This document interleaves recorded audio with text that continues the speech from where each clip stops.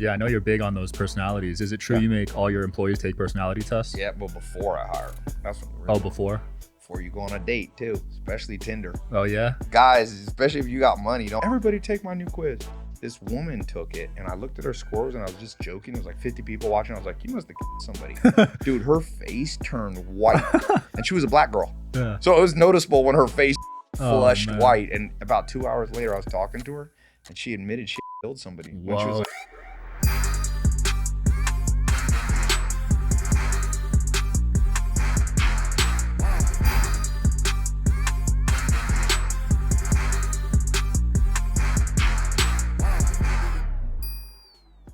Ladies and gentlemen, if you have ever been on youtube.com, you have seen this man. We got Tai Lopez in the building. How's it going? good. Thanks for having me. Absolutely, man. What you been up to? You still reading, still learning? Still reading a little bit. I just read, I was doing an audio book of a complicated guy, Nietzsche book. It's called The Gay Science. Doesn't mean gay in how we use it, the happy science, but it's not a very happy book. Really? What's it about? Nietzsche, Friedrich Nietzsche's philosophy on life and the will to power, and controversial guy. Interesting. They say he was the motivation for Adolf Hitler. Whoa. But I think Hitler twisted it because Nietzsche may be one of the smartest people to ever live. But he's kind of, when you read Nietzsche, it's like every 100 words, you're like, what the did this guy just say? And then the next 10 words are profound. The next 100 words, nobody understands. Everybody tells you they understand. I'm like, you don't know what he said. So he was like a mad genius. Oh, yeah. He ended up, before he died, he was, they say he probably had a tumor on his brain, which was making him insane, but they caught him dancing with a horse. Dancing with a horse. Wow. He had figured probably a small horse, and they found him in the middle of a German town, something like that. And it's some strange story. Wow. So Genius and madness. Are very fine line, close. right? Brother and sister. Yeah.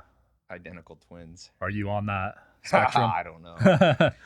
I don't know if I'm not a genius like Nietzsche. I mean, this guy was a deep. Those Germans back then. I mean, there was no Germany when he was born, but that region produced all these really, the Kants, the Spinoza, all that European genius is tough to match. Yeah, those Germans were smart, man. Germans and the Austrians, and I like them. I'm half German.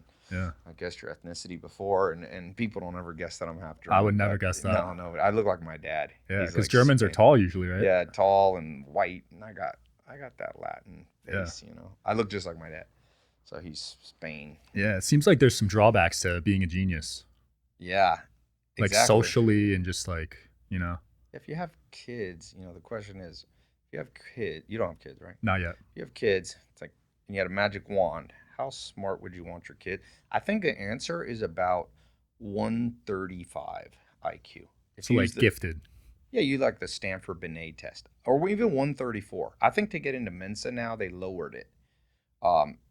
It used to be in the 140s. Now it's like 135. They wanted more membership dues. Right. So they're like, there ain't enough 140, 150. So we got a chance, guys. Let's go. Yeah. But so I'd say you want your kids, if you have a magic wand, like 134, because you lose touch. It's kind of like I interviewed Shaquille O'Neal for bodybuilding.com that I bought, and I did my first podcast. He's so tall, he has a hard time connecting with regular people. Right. When you're 7'2", 450 pounds, like attracts like. There's no like. So I think your kids, when they start getting 140s, Elon Musk is probably 150s, he has a hard time. I don't know if you saw that new book came out. Which one? It's a biography by Isaacson on Elon Musk, and it's like, his wife was like, Elon can't connect with people.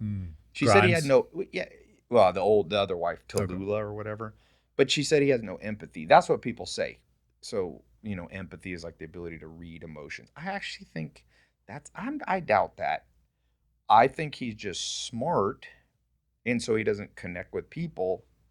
Just like if you're a millionaire, it's gonna be hard to have business conversation with the dude who has a $50,000 business. Right. There's nothing to talk about. That's a good way of looking at it, because they do say that about really smart people, that they can't connect emotionally. Yeah, but I think that's because, Asperger's. Humans now use labels to cover up. Oh, I have Asperger's. I have this. I'm like, really? Do you? Because first off, the word Asperger's is just a word. Yeah. It's not a real thing. I think we often. Like, I'll give you an example. People say they're introverts. And they say, oh, I'm an introvert. I need to recharge my batteries. I don't know if you ever heard, people talking about, but most people that call themselves introverts are actually people with high social anxiety. Interesting. They're socially anxious. And there's a score called the Hexaco score, which is more scientific. They would have lower social boldness is what it's called. So a lot of people out there calling themselves introverts are just anxious people. Right. Socially anxious. And so they might actually be extroverts. That's why I have a lot of introvert friends that like to go to house parties, but they want to stay like a fly on the wall, but they enjoy, like, they're not reclusive. They're not hermits. And so what I say to them is you're probably are an extrovert. You just haven't overcome your social anxiety yet. Interesting. So. Yeah, I know you're big on those personalities. Is it true you make all your employees take personality tests? Yeah, well, before I hire them. That's when you really before? Before you go on a date, too, especially Tinder. Oh, yeah? Guys, especially if you got money, don't be going out willy-nilly. I can't tell you how many people. It's not 100% accurate, but about 80% of the time you can filter out whack jobs. So which personality traits do you avoid typically? Avoid high exploitation traits. Dark triad, they call it. But there's other ones. So it's like narcissist, Machiavellian, psychopathy, psychopaths. Yeah. But with women, if you're a guy dating women, like me, like women, it's a myth. Women aren't psychopaths. Very few. If you don't, people argue with me. I'm like, okay, let's go to Wikipedia. We'll pull up the list of the last 1,000 serial in history. It's like 995 are men and like 5 are women. Right. So I'm like, the statistics, you got your opinion, but you don't know what you're talking about. But women have other things more like women are more likely to have borderline personality disorder, and they're more likely to have high anxiety. So the women, if I was a woman dating men are more psychopathic. Wow. Like I've tested like 500,000-600,000 people that this company lifecompass.com that I built based on what my mentor Dr. Buss told me from Harvard. And dudes, like 30% of guys have high psychopath. Really? Women, it's like 1, 2, 3. Wow. It's crazy. And men, a lot of men have like 80% psychopath. There's a test called the Levison psychopathy test is one of them. Women, I've seen women. I did a house party playing basketball and all these people were there. I'm like, everybody take my new quiz. This woman took it and I looked at her scores and I was just joking. There was like 50 people watching. I was like, you must have somebody. Dude, her face turned white and she was a black girl. Yeah. So it was noticeable when her face flushed white. And about 2 hours later, I was talking to her and she admitted she killed somebody. When she was like 18, she's like, I lived in the housing projects, never told anybody. There was a girl who bullied me for years and I hid behind a bush and hit her with a stick. I didn't mean to kill her. And she's like, she died because I hit her in the back. But that test flushed that out. But it's rare. You won't see many women who score 80. Yeah. Funny story. So I found out about the dark triad test from you. Okay. And I was on a double date. Okay. And we made my friend's girl take it, right? Yeah. She got a 99 in narcissism. Oh, God. So the next day they broke up. Hell yeah. It was too much of a red flag for him. Yeah. And you can also test, like some people are like, Tar, are you going to break up with a girl just on the test? I'm like, no. Sometimes people don't read the test, but when the test shows someone's a 99 narcissist, you start connecting the dots with the behavior right in front of you. Yeah. Narcissists, high narcissists, people at 99, you have what's called MPD. It's like a full-fledged narcissistic. My dad had that. They found now those people are missing gray matter in a portion. Now these fMRI machines, you're missing a certain type of brain tissue. Wow. So you can't even fix it. So it's not, some guys are like, well, I got this girl, I'm going to send her to Tony Robbins self-help. I love Tony Robbins self-help, don't get me wrong. But I'm like, he ain't going to put more gray matter in the region of her brain that will give her, lower narcissism. But there's also like 7 types of narcissists. Narcissism is a subfacet because a lot of people think narcissists just look in the mirror. But narcissism is authority, narcissism, superiority, exhibitionism, exploitativeness, self-sufficiency, vanity. So there's like, and I think I forget which one I missed, but there's 7. And so you can be dealing with somebody, for example, like a lot of pretty women. I'm assuming you told me you have a Latina girlfriend. Yeah. I'm assuming she's pretty. Absolutely. Okay. In my experience, it'll be controversial. Almost all hot girls get 100% vanity. What's that on mean? The narcissism. They like to look at themselves in the mirror. Okay. Same with dudes who are bodybuilders. You got a dude friend that's a bodybuilder. Bodybuilders almost all score 100% on vanity. But my experience is vanity narcissism is not that obnoxious. It's not that much of a nightmare. Dudes are like, oh, how do you date hot women, I'm like, you're going to have to put up with some vanity narcissism. So that's a type of narcissism. It's not that nasty. The nasty one, for example, is exploitativeness. That's a narcissist that purposely takes advantage of you. Sounds like you got some experience here. Yeah, well, that's the one you don't want. Self-sufficiency narcissism sometimes is charming. That's a girl who's like, no, I don't need you to open the door for me. I don't know. So, but self-sufficiency can rise to the level of also mental instability when you don't think you need any help. A lot of entrepreneurs have that. So I'm like, you need to read. There's a whole group of entrepreneurs who battle with me. You don't need mentors. You don't need books. I'm like, what are you talking about? Like that's self-sufficiency narcissism. I'll figure it out on my own, but it's a very illogical stance. You don't learn a language on your own. I can't, if I want to learn Chinese, I can't go, the answers are within. No, you learn Chinese, go to China, do a little internship for 6 months where you have to speak it. Nobody speaks English. Those are your mentors, in-person interaction. Mentors, you need books because half the guys in the world are dead that you want to learn from. So people are like, no, I learn better in person. Well, in-person mentors are always better. But how would you learn from Nietzsche? He died in the 1800s. So you got to use books. Books are like a quasi mentor. Not as good, but a necessity. Absolutely.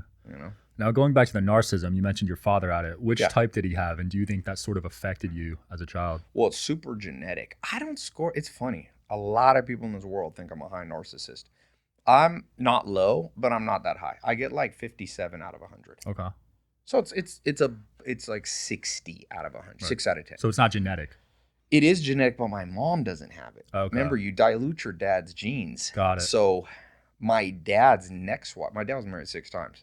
After my dad married the next woman after my mom, she was a little more narcissistic. And those kids, one of my brothers is like my dad, MPD. Because narcissism is like 0.78 heritable, meaning, so height is like 0.78. So height and narcissism pass down very similarly. Right. So it's like Donald Trump. If you read I think Donald Trump in some ways is a badass as a president, right? He's got his flaws, but he's a powerful dude. You need a warlord to be president against other warlords like Putin and stuff. But Trump's father, Fred, if you read the book, his dad was a classic narcissist. And even Trump says, yeah, I'm kind of a narcissist. So that came through the bloodline. And a lot of women say, oh, I had a horrible breakup. My ex was a narcissist. 9 out of 10 times, a woman who dated a narcissist is a narcissist herself. Just maybe an introverted narcissist. But like attracts like, man. Yeah. It seems like in the business world, some narcissism doesn't hurt. Yeah. Well, okay. So if you want to get a little deeper here, here's my hypothesis that I've run by a pretty smart psychologist. So narcissism, when you are a superhero, is a superpower. Let me repeat. When you yourself are a superhero, narcissism is like steroids. It makes you even more of a superhero. So I used to do a lot of stuff with the NBA, pro basketball players, NFL. I've never met I'm friends with some of the Hall of Famer guys, right? I used to do a show with T.O., Terrell Owens. We used to do T with T.O. and Ty. Hall of Fame, maybe the top 1, 2, or 3 wide receiver in history. His hyper confidence coupled with his physical skill, they call T.O. the body. Right. He's like almost 50. This dude is like ripped.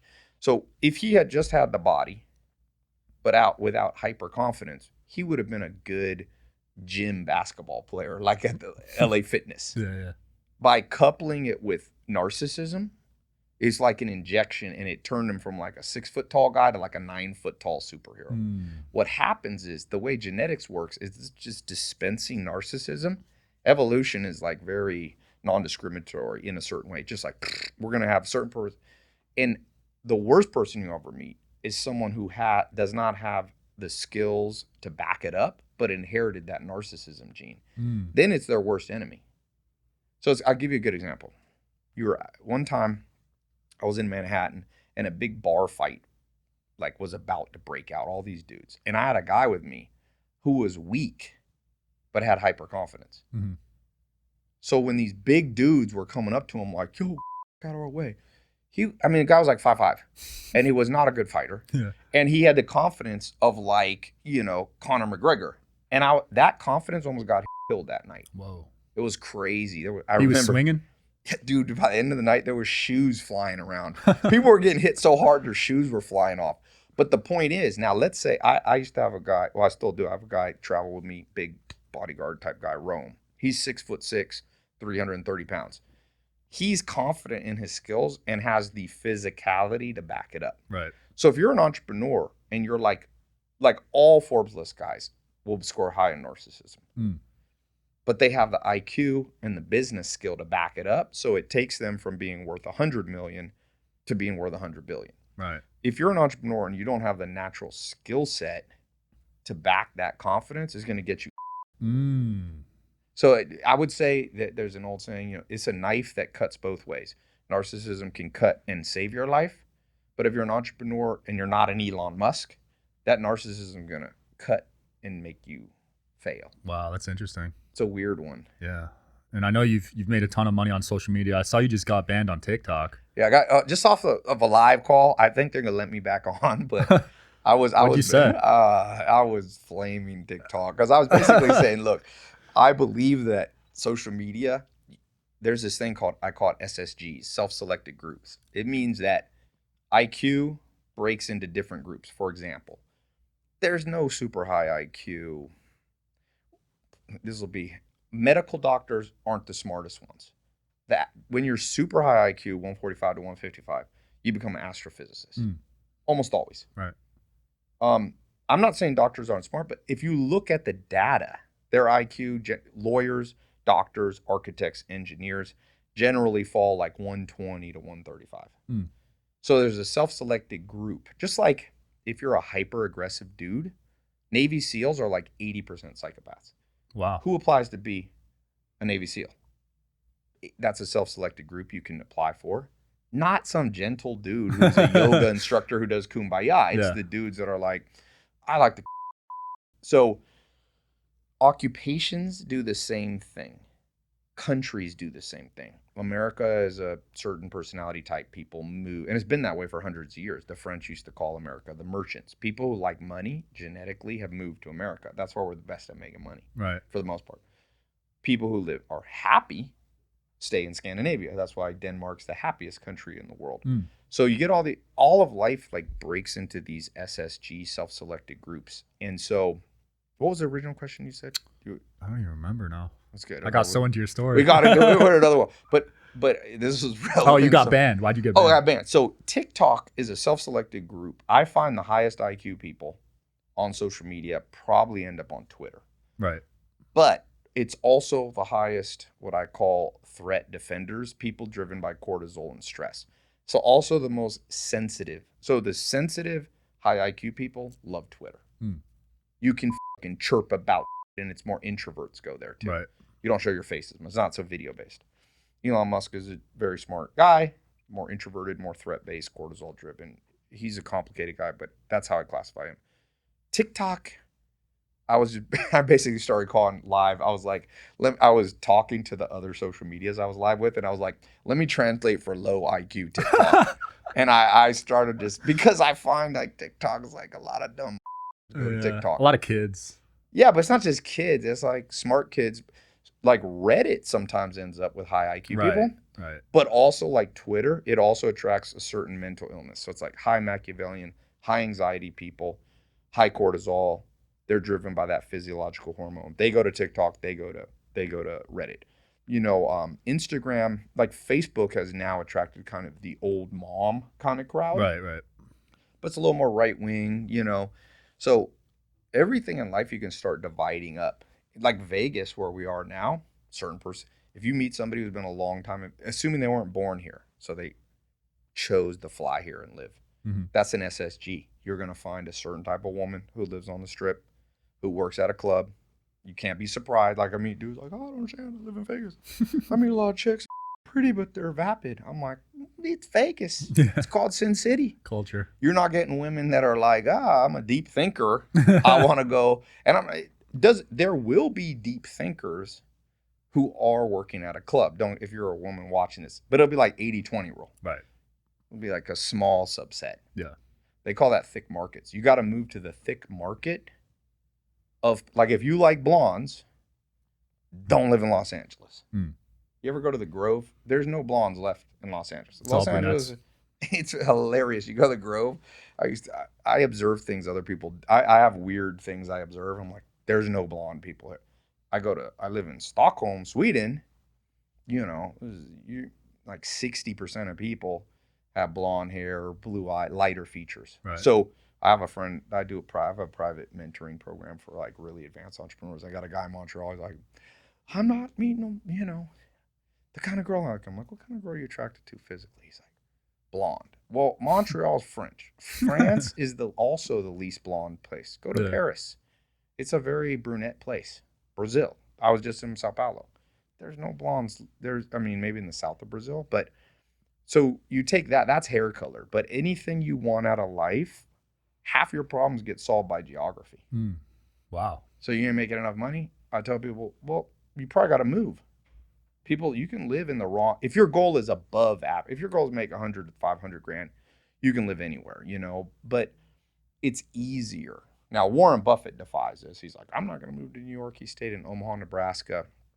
But he's a third generation, wealthy, extra high IQ guy. For the average entrepreneur, when things aren't working out, I'm like, fix it with geography first. Right. Especially dating too. Guys, you got to fix. I know so many people are like, I can't find the right one. I'm like, fix it with geography. Start with there.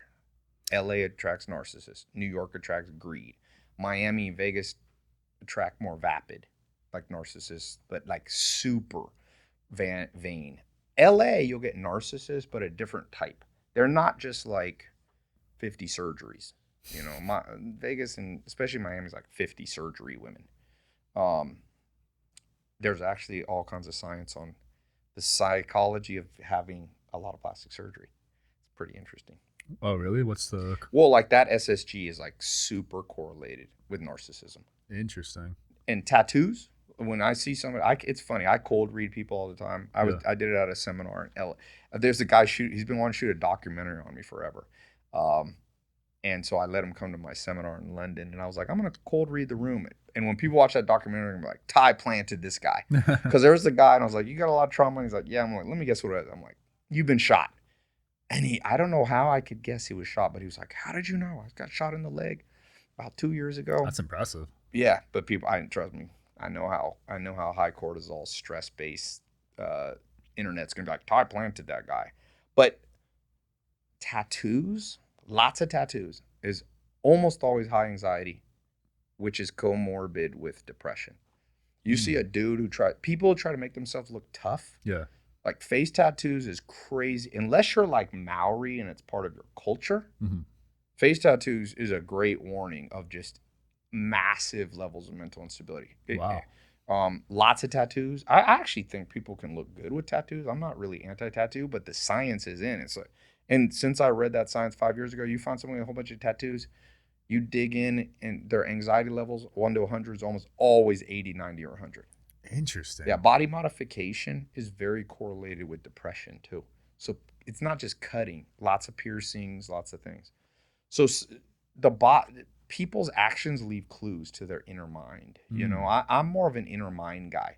You know, most modern therapy is the conscious mind. But like Freud said, you know, the mind is like an iceberg.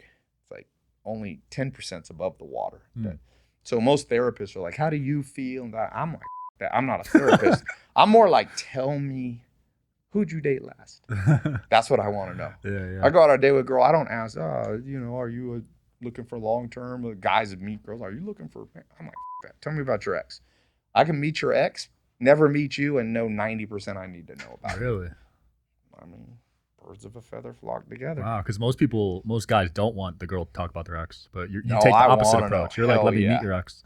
Business too. You're gonna have a business partner with a guy. Be like, what happened to your last business partner? Oh. The second a guy talks shit about his last business partner, that's probably a high exploitation guy. Wow. So if a guy's like, my business partner, he was a total narcissist, totally exploited me, you got to ask yourself, what kind of human would have had that partner to begin with? And it's almost always somebody who I call it shadow dating, or shadow business. We often date our shadow. Like our shadow is kind of us, you know, you're walking, you like do your arm and your shadow moves with you. Mm-hmm. When you date someone crazy, or you have a business partner that's crazy, or your employees are crazy, that's a reflection kind of you. You're moving around, they're moving right with you. Wow. So you mentioned the dark side to all these cities, and also your latest YouTube video is "Should I Leave the USA?" Right. So I did a podcast for a guy for that. Yeah. Yeah. So are you exploring other cities and countries right now? Oh man, I've always lived out. I started living outside of the U.S. The second I figured out how to make money online, the first thing I did was buy plane tickets. I was going down to Puerto Rico. I used to be a professional salsa dancer, so wow. I went to Puerto Rico. I started going to Scandinavia more than 10 years ago. So I'm not so much about. See, I believe if you ask a scientist who really looks at our genes, we're more hunter-gatherers than we are modern people or even farmers. There's been like 3 stages. There's been the hunter-gatherers that were like tribal people. Mm-hmm. Then about 15 to 25,000 years ago, we switched to farmers. And now, exactly about when my grandma died, my grandma lived to 102. She was born in 1918 during World War I. That was the end of the farmer world. When she was born, still about 90% of the world lived in either small villages or a farm. Wow. 10% were in cities. When my grandma died about 100 years later, 2020, the world was at 90% of people lived in cities. So human evolution gone through 3 stages societally. Hunter-gatherer, that was from, let's say, 300,000 years to about 15 to 25,000 years. Then farmers. And so that's where a lot of that's where wealth came from. Back when there was tribes, no one dude was on the Forbes list. Because you just had no guy could do a bow and arrow 100 times better than his buddy in the same village. Right. Once farms came, one man who was better with technology, better at plowing, he could plow 10 times more fields. Mm-hmm. So all the rise of like super wealthy Persian empires and African empires was from agriculture. And now we've carried that in, and now you have 10 men on the Forbes list who literally have more money than the bottom 4 billion people. It's crazy. 10 men basically control more wealth than like half the world. Crazy. That couldn't happen in hunter-gatherer. So anyway, back to your question about, like how should we live? Should we live in America? Since I know most of my genes and your genes are still tribal, what did tribal people do to live? And they rotated around. So they would live, like the Native Americans in the United States, there was a tribe, I was reading a book about one of the famous chiefs. And he said growing up, they lived in the area that's like Illinois. And then when it got cold, you didn't have heat, they would kind of migrate south, like into like Oklahoma, where it's naturally warmer. Right. And he remembers this family had like 3 homes. And they come back to the same place, the same little hill, it wasn't teepees, but similar to that. So those people are very happy. And we've gone into the artificial farm and urban world. And that's why basically nobody's happy. So for me, I like to have a tribal rotation. Mm-hmm. And I rotate with that. So I have a house, I have a house in the U.S. I rotate I've been rotating the last couple of years, like Puerto Rico.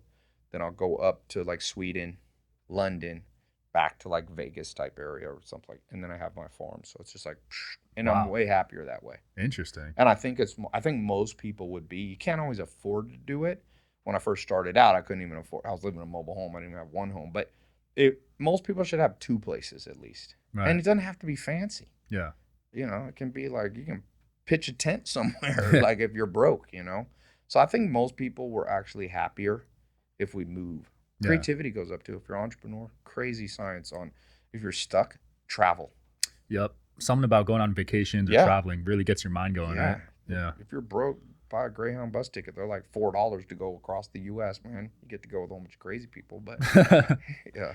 Man, I mean, that lifestyle, it sounds good, but wouldn't it be hard to pull off with family, with kids, you think?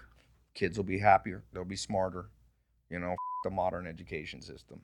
Kids learn a hell of a lot more living in different cultures. IQ there's not many things that raise your IQ. A lot of people are like, oh, I want my kids to be smarter. I'm going to play them Bach, Beethoven, and Brahms, classical music. Well, maybe that activates a little bit of IQ, but one thing they know for sure is learning multiple languages makes you smarter. Oh. So I think I don't think your kids will suffer. Now I don't think you should be traveling to new places every month. That's not what the tribal people did. They had like they had like 2 or 3 places. Right. But yeah, it'll mess up your kid's school system. But I don't know how people don't homeschool. I can't imagine any other way to raise. You want your kids out? Not what I went through. I wouldn't want that on my kids. Yeah. Did you go through? Yeah, I went through, got bullied, got made fun of. Yeah. Yeah, it sucked. What was the main reason? Just because I'm different, I think. Just I don't your know. Personality. Entrepreneurial. Yeah. Yeah. So you were always like that. Yeah, always trying to make money on my own. Yeah. And bullying has a huge, of all the things that happen to people that I think scars people for the longest, it's bullying. Especially these days with cyberbullying, it's easy. Yeah, cyberbullying. But I mean, like, if you have kids and your kids get bullied one time, take them out of the school. You kids can't toughen up to bullying. Bullying is like, it creates actually Machiavellian traits. It's the one mental illness somewhat that's not really genetic. It goes from bullying. And just people get destroyed. I was reading Elon Musk's book. His dad, who's kind of a strange fellow, pretty smart, but Elon won't talk to his dad anymore. But his dad just taught his kids toughen up. Elon got beat up one time so much. I think it was either him or Elon's brother was in the hospital for like a month. In fact, no, it was Elon. It said in this book that Elon to this day still has to go get surgery sometimes on his nose because he got his nose broken so many times. That's crazy. Like if that's, what kind of dad puts their kid in that? You should pull them out immediately. Yeah, people say, well, if you homeschool them, the kids will be too isolated. Put them in a sports thing where it's controlled. Basically, you can't put kids of the same age all together with one teacher per 50 kids. Mm-hmm. You could put them on like a basketball team where there's like one coach to 12 kids. The coach can stop bullying, but the problem with big schools, you can't stop bullying. Absolutely. Did you deal with that when you were in school? I didn't get bullied much, but one of my brothers got bullied really bad, and I saw the repercussions. I didn't get bullied. I was pretty athletic, and but people mature at different ages. Some people, like Elon Musk, became a genius later. Right. So no, I think bullying is the disaster. Besides the fact that the school doesn't teach you anything, I call them. There's the 6 magical skills everybody has to learn to making money. Ironically, elementary school, middle school, junior high, high school, and university, 99% of people don't learn one of the 6 magical things. So the first, I call them the king, queen, and prince and princess. The king skill is sales. Mm-hmm. Making money. The most correlated behavior, if you look at the Forbes list, 75% of self-made billionaires did it through direct sales. It was one of their first jobs. Elon Musk had it. Bill Gates had it. Steve Jobs had it. Mark Cuban told me he was selling garbage bags door to door. So sales is the king. The queen is marketing. The queen is automating sales. So this king is still direct, being able to sell, negotiate deals. I've done a lot of business with guys on the Forbes list. I own a couple companies with some of them. These are tough dudes. Tough. I call them all the warlords. Nobody on the Forbes list, everyone on the Forbes list at the top is a warlord. Mm-hmm. But these warlords have one master king skill, which is direct sales, negotiation, persuasion. Then marketing is just automating that, making a commercial about it, making a funnel. Like here in my garage is just the same thing I would tell people one-on-one. I flipped it into an automated funnel. That's marketing. So you got the king and queen. School doesn't teach you that. Most parents can't teach it. Then below that, you have the 2 princes, because I tell everybody, just focus on making money online. Every other type of business will slowly become obsolete. So you've got, the prince number 1 is you learn how to resell other people's products. That's what Apple does. Every time you buy something on the App Store, they get 30%. It's the most profitable part of. So reselling is a prince skill for making money. Number 2 is digital products. Elon Musk started with digital products. PayPal. Zuckerberg, richest young guy ever in modern history. It's all a digital product. Mm-hmm. Facebook. Then you have I call them the princess skills. The other 2 ways to make money, which is physical products. That's what Jeff Bezos did. Mm-hmm. And then lastly is business services, like an SMMA, social media marketing, or software as a service. Larry Ellison, I call him the unknown billionaire. He's number 4 richest person in the world. He does the 4th one. He has Oracle, NetSuite. I pay him, one of my companies would pay him $200,000 a year for his software to run our accounting, NetSuite. Wow. So The school system's in shambles because not one person comes out of school with the king, queen skills or any of the prince, princess skills. Nothing. So it's like you're just sending your kids to be bullied for the most part. Yeah. You're like, let's see, we'll have no upside for our children, but a lot of downside. Public school. Wow. Okay. I'm the only nut job who has no logic does anything that has no upside, but a lot of downside. Yeah. Can't think of any other industry where it's like that. Yeah. And parents supposed to love their kids. I always say this shows you the conscious and unconscious mind. The conscious mind of parents, almost every parent loves their kid. Mm-hmm. But if you look at the behavior, which is the telltale sign of the unconscious, parents rarely love their kids. Rarely love their kids. Wow. And a geneticist would say the same thing, an evolutionary psychologist. The reason men and women almost always get married. Look, for the individual child, it's better to be an only child. You get all your mother and father's attention. I was an only child. Yeah, it's better for you. For the kids to spread their genes, for the parents to spread their genes, it's better to have more kids. So there's always a balance. Even in the womb, the fetus, the baby, is actually hurting the mother. It's stealing resources even in the blood. So people think families are like always lovey-dovey. I'm like, have you been on, Fast and Furious is all about family. I'm like, have you been on Earth? Like families exploit each other. Yeah. Brothers and sisters exploit each other. So school is a great example of how parents rarely care about their kids as much as they think. They think they do, though. I believe it when a parent looks at their kids and says, I love my kids. I'm like, I believe your conscious mind. But I'm not sure your unconscious behavior acts that way. Man, that's deep. People beat their kid. I was talking to somebody, he's like, I went on a Tinder date. It was traumatic to be on this date. I could read right away she had trauma. It turned out her mom started beating her. It's 6 months old. Jeez. And she's like, I still love my mom. I'm like, whoa. Like, where's your psyche have to be to hit little kids that are your own? It's a weird world, man. That's weird. I know we touched on bullying, and I've heard you talk about loneliness, right? Yes. How that's also and I think you said the average American only has 2 friends now? Yeah, 2 close friends. That's really low. I live in Copenhagen. Like the average Denmark, they say it's the happiest country, but the reason is they like the average person belongs to like 3 social groups. I got a friend, Remy, is a famous guy in Denmark. He has like almost every night when he's out, it's like 10, 12, 15 people, men and women. It's like very balanced. So it's not just like a whole bunch of dudes. No wonder they're happy. You go to America, America's very, look, the nuclear family is a complicated thing. I know a lot of people defend the nuclear family, but, and there's some truth to it, but you need a friend group, man. Yeah.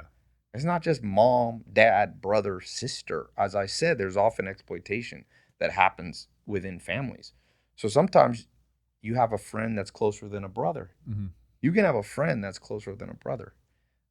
Everyone listening, 90% of you have a family member who's related to you that's more likely to f you over than one of your best friends. Wow. And I still love family. Like, you got to find the good family. Right. You got to find the good family. Just like you got to find the good friends. But yeah, loneliness is boy. Entrepreneurs are lonely a lot too. Very. It hit deep when you said that because I was lonely for years and, really took a toll on my health, honestly. What helped you? Just getting out there. But I locked myself in a room for like a year or 2 years straight, just working. And I realized it wasn't the life I wanted. Yeah. Because you need to like share your success with people. Yeah, for sure. I mean, again, where humans go wrong is we see ourselves as this enlightened being versus we're just an animal species. It's like Homo sapien, we used to be Homo Neanderthal. Most of us are 2 to 3% another species in a DNA. And I have a farm. I have like 30 horses. And people are like, oh, why do you have so many horses? Well, when you have 1 horse, that horse is miserable. Even 2. Horses evolved in relatively large groups, like 15 to 30 horses in the wild. You can go to Arizona and find these wild horses. Sometimes they're in even bigger groups. So how did humans evolve? We evolved in groups of 150. A famous scientist, Robin Dunbar, it's called Dunbar's number. So it's like 120 to 150 people. So every person should have, ideally you're connected to like 40 family members. Maybe they're not all alive, but they're cousins or second cousins. You have like 40, people that you're pretty close with, friends and acquaintances, and you have like 40 pretty distant people, but you still once a year might, you should be able to put it this way. You should be able to throw a party once a year and 150 people show up. That's a lot of people. Yeah, but if you think about it, it's like family, just once, maybe every 3 years. But if you can't, and look, if you're more introverted, maybe that is a lower number. Yeah. But it shouldn't be 2 or 3. Yeah, that's too sense. Low. Yeah.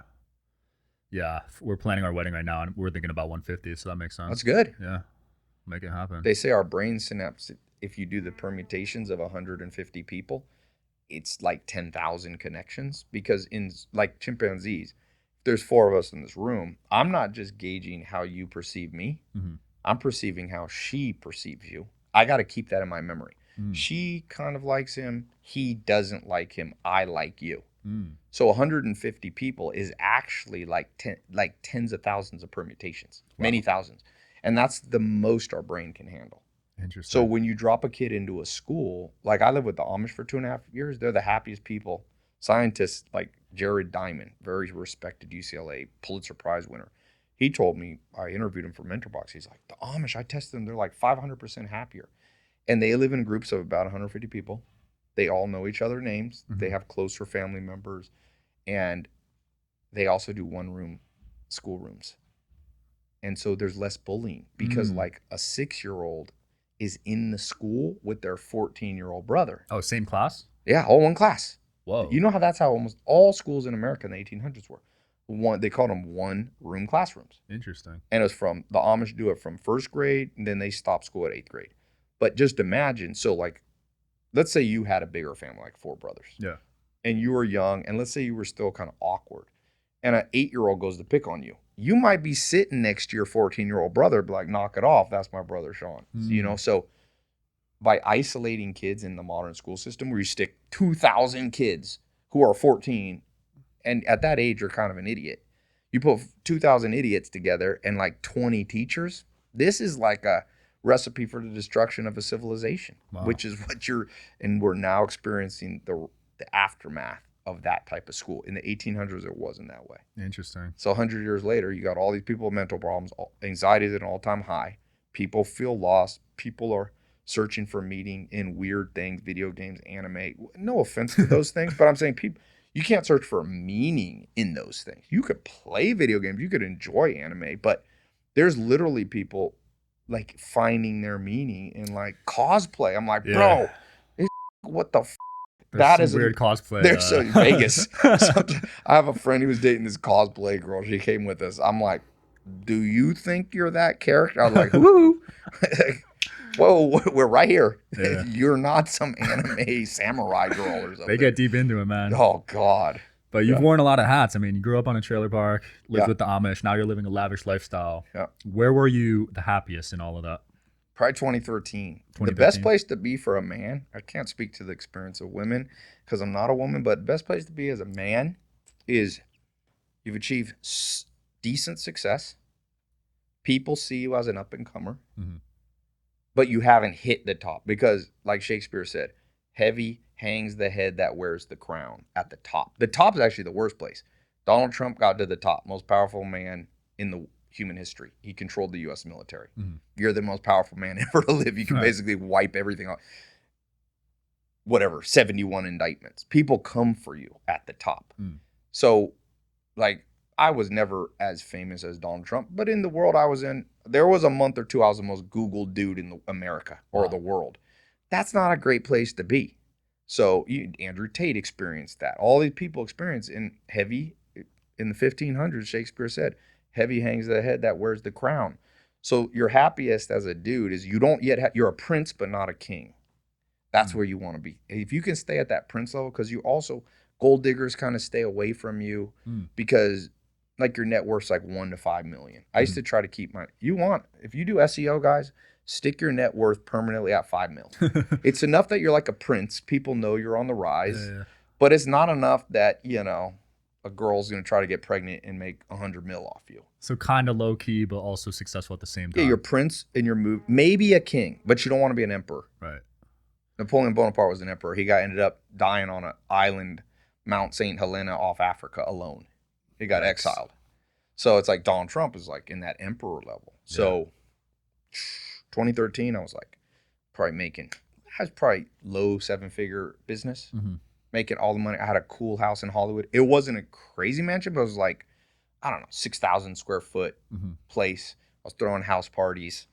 You know, that's a good place. But I didn't have many employees. I had like 8. Right. They used to work out of I had a 2-floor house. They'd come and show up there, low key. You don't have to worry about weird. Yeah.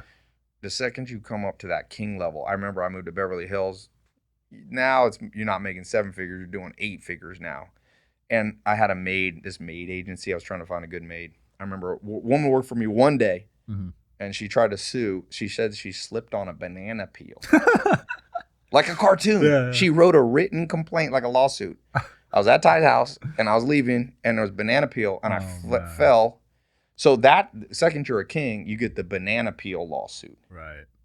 Then you go to emperor, and it's like Donald Trump. It's like people try to take you down you need Mark Zuckerberg. It's public record. Last year spent $31 million on family and personal security. Oh my God. What kind of threats do you have against you if you're dropping what do you do with $2.5 million a month? So he's an emperor. Heavy hangs the head that wears that crown. So I meet a lot of dudes who are like, I'm gonna become a billionaire. I'm like, why? You got it all right now, man. You're making 100 G's net a month or 200. Like, stay. Yeah. Doesn't get better. It's kind of like, dude, you ever seen a dude who like lifts weights? He's a nerd. Women don't like him. He lifts weights. He gets some muscle. He gets compliments from women. Then he goes, well, I might as well put synthol and steroids and get this big. But then women don't like him again. Yeah. That's called the efficient frontier. You want to be the optimal point of wealth. Or biceps. You have no biceps, less attractive. You get some biceps, optimal point. Then you put synthol oil and you get these weird, or steroids. You go over and now you become unattractive again. No money, life sucks. You're becoming a prince. You're making 50 G's a month, net, 100 G's, whatever. Prince, optimal. Then you're like, dude, if this life's good, if I double everything, I'll be twice as happy. But no, you go off the curve. You fall off the cliff. Comes at a cost. Yeah, it's like Mark Zuckerberg. Like, dude, no dude on the top. There's not a guy on the Forbes list I've ever met that I would trade for, ever. Really? Buffett? Never. Just sit at home and trade stocks? Buffett had to live a very cautious life. He says he doesn't like to piss people off. So yeah, I'm not excited. But even he's like, I got all this money, but it's basically worthless. It's like, what is he going to spend it on? He's old now. Yeah, that was a bad example. But yeah, who is somebody? Let's take a real one. You wouldn't do, Elon's got so much pressure. I don't think Elon would do Elon. I saw an interview where somebody goes, like a year ago, they go, got all this money, you going to do anti-aging? Yeah. And he goes, no, I think when death comes, I will welcome it. That doesn't sound like a dude that I want to trade. Anybody who's like, I'm ready to die. Yeah. So I wouldn't want, no. Elon sounds like a nightmare. We got to wrap up. But what about Bezos? Definitely not. No. Arnold Schwarzenegger would have been a cool dude to be. That would have been a good one because you got the looks and the money. And the fame. Right. And I know I'm in business with Patrick, his son. Yeah. His kids love him. Some dudes become rich and your kids won't talk to you anymore. That's a failure. I don't want that. Hell no. Like Patrick Schwarzenegger, he has a ton of friends. I used to go when I lived in LA. He has every year on his birthday in July. He's got all these buddies, real friends. You can tell dudes that were that's rare in LA. Yeah, friends before he was famous or cool. Super famous. That's nice. He smokes cigars. He got health. He's worth about $500 million. He was at one point the most famous person in the world. He was better governor of California than the current one. Definitely. So that's a whole nother podcast. Yeah, that's another one. We'll have to come back to the. But dude, it's been fun. Anything you want to close off with or promote? Oh, promote. I'm supposed to sell something. I got a new quiz on tailopez.com. You go there, homepage. It's not even out. But by the time how long till this goes out? 2 months. Oh, 2 months. Okay. I can move it up for you. No, it's fine. Whatever you don't rush for me. By the time this podcast comes out, I'll have a bad quiz. There's some people putting out quizzes like, what do you want to do for a living? This one's based on crazy amount of science. You go to tailopez.com, you take the quiz, you answer, give me 7 minutes. I'll not only tell you your profession archetype, what career you should be in, but then, selfishly, I'll sell you training. It's not selfish. I just like, people are all heads in the modern world. And if you sell something, they get pissed off. But I'm saying, it'll tell you what you should do, like archetype for business. And then I'll give you my training, you can pick the correct course, or I'll give you like the best books on it for free. So it's not just about selling you. Nice. I shouldn't be doing this. The school system put hundreds of millions. You know, last stat that's wacky. Yeah. What do you think the world spends the most on? The world. So not just the U.S.? Not just the U.S. What's something big? Is it health? Smart guy. $9 trillion on health. Wow. What's next? Education? Did you hear me say this? No, I didn't. I thought you would say, what do you think's higher, military or education? Well, now that you asked, military. You had it right the first time. You made me second guess it. Yes, $9 trillion on healthcare, which is probably a bad thing because people have shitty food. $5 trillion on global education, counting tax dollars and private money, and only $2 trillion.